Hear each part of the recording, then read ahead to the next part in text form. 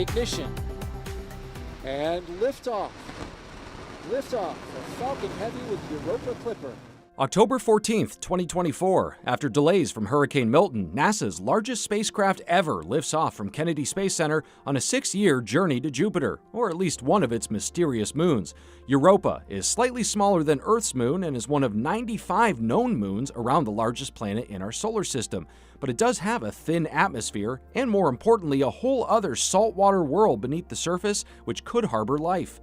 As Dr. Wes Patterson puts it, that ocean is more than 100 kilometers deep, much deeper than anything we've ever known here on Earth, and it's completely covered by an ice shell that's up to tens of kilometers thick. So that's very foreign to us. As the spacecraft will sail past Europa as frequently as every 2 weeks, the mission's been likened to old clipper ships sailing on the trade routes, hence the name.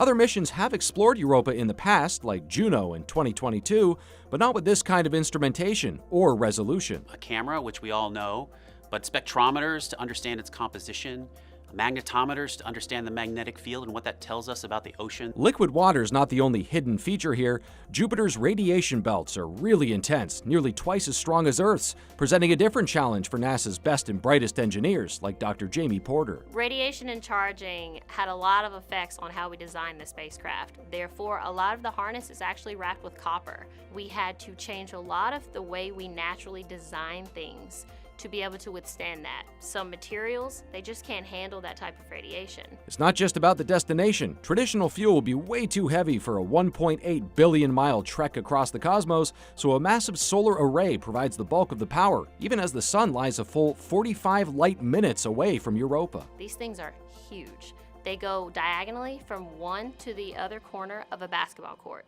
When you're this far from the sun, you need that much to produce power for the duration of the mission. While the team is locked into a waiting game now, it's still an exciting undertaking on a personal level. When I started this program, my oldest son was 6 months old, and now he's going to stand beside me at almost 10 to see it fly. There's nothing greater than that. Europa Clipper is expected to complete its Jovian jaunt by April 2030.